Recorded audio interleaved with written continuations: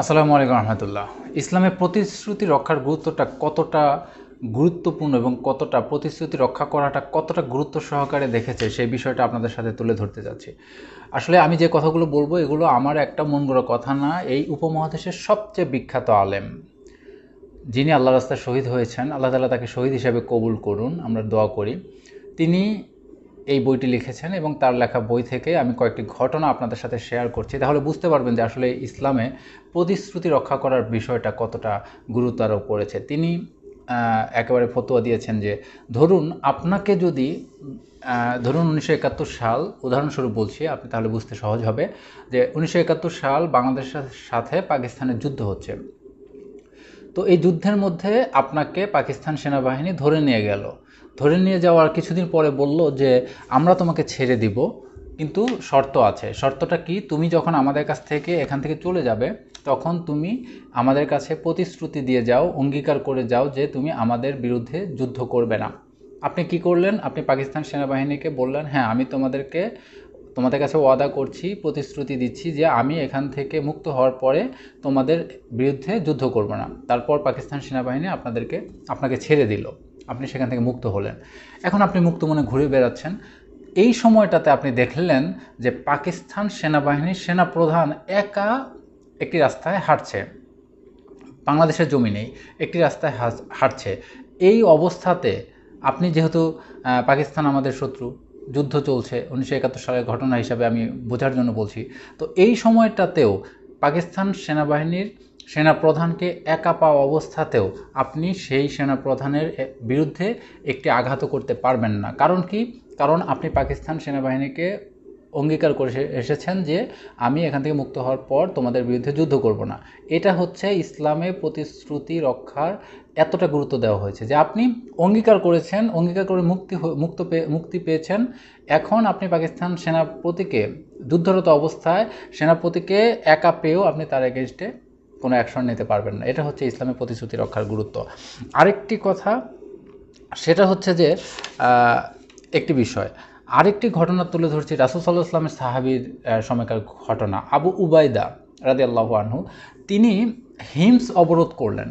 তিনি হিমস অঞ্চল অবরোধ করার পর সেই অঞ্চলটি শত্রুদের হাত থেকে মুক্ত করলেন এবং তিনি সেটা দখল নিলেন।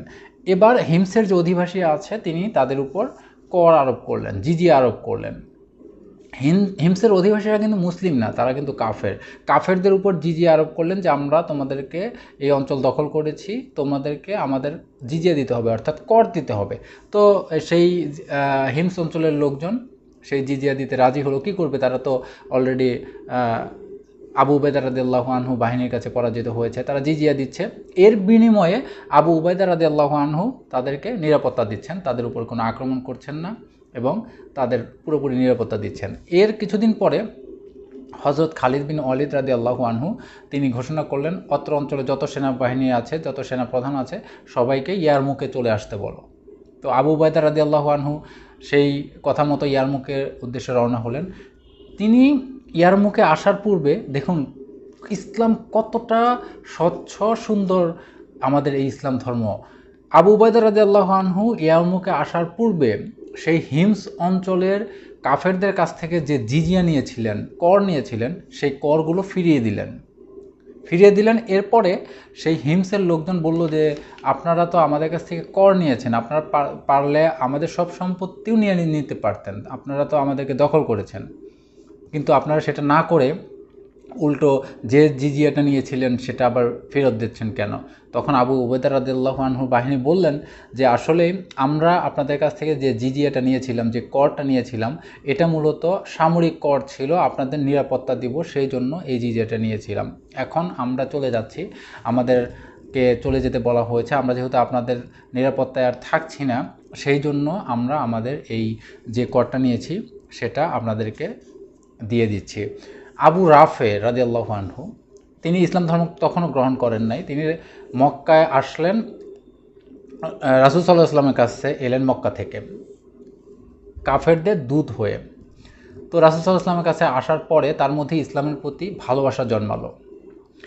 তো তিনি রাসূল সাল্লাল্লাহু আলাইহি ওয়াসাল্লামের কাছে এসে বললেন যে ইয়া রাসূলুল্লাহ, আসলে আমার অন্তরে ইসলামের প্রতি ভালোবাসা জেগে উঠেছে, আমি আর মক্কায় ফিরে কাফেরদের মাঝে ফিরে যেতে চাই না, আমি আপনার কাছে থাকতে চাই। কিন্তু রাসূল সাল্লাল্লাহু আলাইহি সাল্লাম বললেন যে আসলে আমি তো মক্কার কাফেরদের সাথে প্রতিশ্রুতি ভঙ্গ করতে পারবো না, কারণ মক্কার কাফেরদের সাথে একটা চুক্তি হয়েছিল যে যার যে ধর্ম যে যেখানে আছে সেখানেই থাকবে, যার যার গোত্রের লোক সেখানে থাকবে, একটা সন্ধি চুক্তির ব্যাপার ছিল।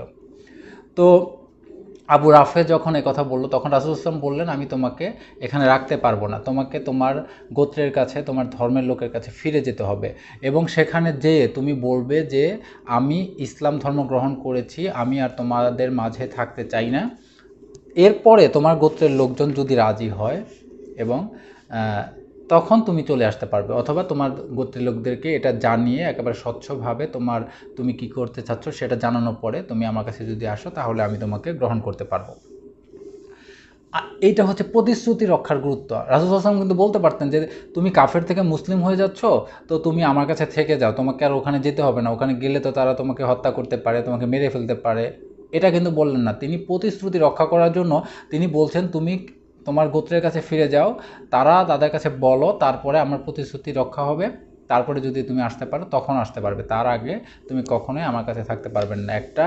যখন মানুষকে ইসলামে আনার জন্য খুব গুরুত্বপূর্ণ একটা বিষয়, একজন মানুষ ইসলাম ধর্ম গ্রহণ করা মানে অনেক বড় একটা বিষয়, একজন মুসলিম বেশি হয়ে যাওয়া, সেই সময়টাতেও রাসূল সাল্লাল্লাহু আলাইহি ওয়াসাল্লাম তার প্রতিশ্রুতি রক্ষার জন্য তাকে একেবারে মৃত্যুর মুখোমুখি ঠেলে দিচ্ছেন, বা ওখানে গেলে যে নির্যাতিত হবেন এটা কিন্তু রাসূল সাল্লাল্লাহু আলাইহি ওয়াসাল্লাম জানেন, তারপরেও প্রতিশ্রুতি রক্ষা করতে হবে, তাই তিনি তাকে তার গোত্রের কাছে পাঠিয়ে দিলেন, তার কাছে রাখলেন না। আরেকটি ঘটনা যে এক সাহাবী রাখাল ছিলেন, তিনি ছাগল চড়াতেন, ছাগল বা ভেড়া দুম্বা এগুলো চড়াতেন, যে এক মালিকের ছাগল চড়াতেন। তো তিনি ইসলাম ধর্ম গ্রহণ করলেন, তো রাসূল সাল্লাল্লাহু আলাইহি ওয়াসাল্লামের কাছে এসে বললেন যে আমি তো আমার যে মনিব তার ছাগল আমি মরুভূমির মধ্যে চড়াই বা ভেড়া চড়াই, অনেকগুলো এগুলো আছে, ছাগল ভেড়া আছে, তো আমি ইসলাম ধর্ম গ্রহণ করেছি, আমি আর তার কাছে ফিরে যেতে চাই না, তো আমি এই ছাগল বা দুম্বাগুলোকে এখন কি করব। অনেকগুলো ছাগল, ধরুন আপনার একটা পালের মধ্যে কিন্তু 50টা 60টা বা 70টা ছাগলও থাকতে পারে।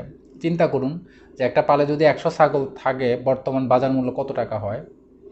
তো রাসূল সাল্লাল্লাহু আলাইহি ওয়াসাল্লাম কিন্তু বলতে পারতেন যে এই ছাগলগুলো বা এই দুম্বাগুলোকে তুমি জবাই করে আনসারদেরকে খাওয়ায় দাও, অথবা মুজাহিদ যারা আছে তাদেরকে খাওয়ায় দাও, কিন্তু রাসূল সাল্লাল্লাহু আলাইহি ওয়াসাল্লাম কিন্তু এটা বললেন না।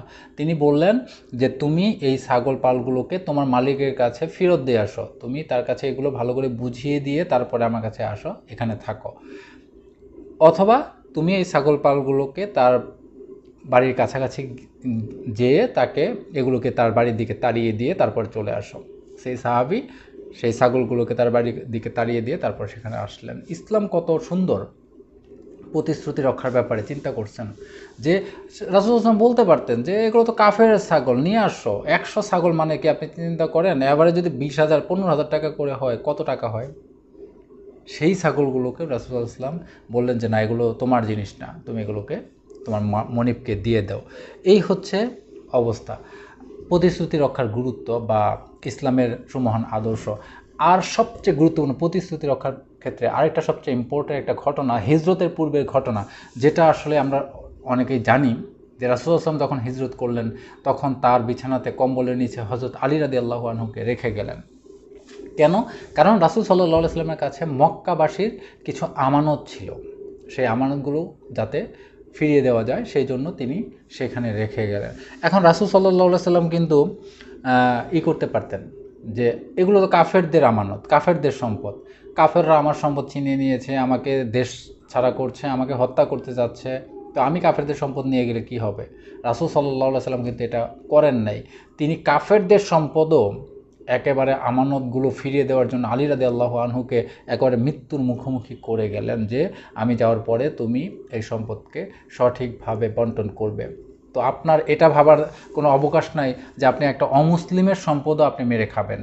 একটা অমুসলিমের কাছ থেকে 10,000 টাকা নিয়েছেন, ও তো মুসলিম না, ওর টাকা মেরে খেলে কিছু হবে না, এটা বলারও সুযোগ নাই। রাসূল সাল্লাল্লাহু আলাইহি ওয়াসাল্লামের সময় তিনি কাফেরদের সম্পদকেও একেবারে পুঙ্খানুপুঙ্খভাবে ফেরত দেওয়ার জন্য আলী রাদিয়াল্লাহু আনহুকে সেই মৃত্যুমুখে রেখে তারপরে হিজরত করলেন। এ হচ্ছে ইসলামের সুমহান আদর্শ। আরেকটা বিষয় হচ্ছে আজকে যদি আমাদের বর্তমান প্রেক্ষাপটে আমাদের ইমানের দিকে চিন্তা করি যে আমরা এই প্রতিশ্রুতিগুলোকে, আমরা এই মানুষের হকগুলোকে কিভাবে দেখি। চিন্তা করা যায় যে কিছু কিছু এই শায়েক বলছেন যে অনেক যুবক আছে তারা কি করে, মিটার আছে না, কারেন্টের মিটার কিন্তু ঘুরে। আপনি এখনকার সময়ে মানুষ হয়তো বা দেখে না, মিটারে একটা চাকা আছে এভাবে ঘুরে, তো কি করে ওই চাকার উপরে চুম্বক লাগিয়ে দেয়, ম্যাগনেট লাগিয়ে রাখে যাতে চাকাটা আস্তে ঘুরে, তাহলে কি হবে, বিল কম উঠবে। তো তাদেরকে বলা হলো যুবকদেরকে যে তোমরা এই কাজ কেন করছো ভাই, তোমরা কেন দুঃখিত এই মিটারের উপরে লাগাচ্ছ, চুম্বক লাগাচ্ছ, ম্যাগনেট লাগাচ্ছ। তা যুবকরা বলছে যে আমরা এখানে ম্যাগনেট লাগাচ্ছি কারণ হচ্ছে যাতে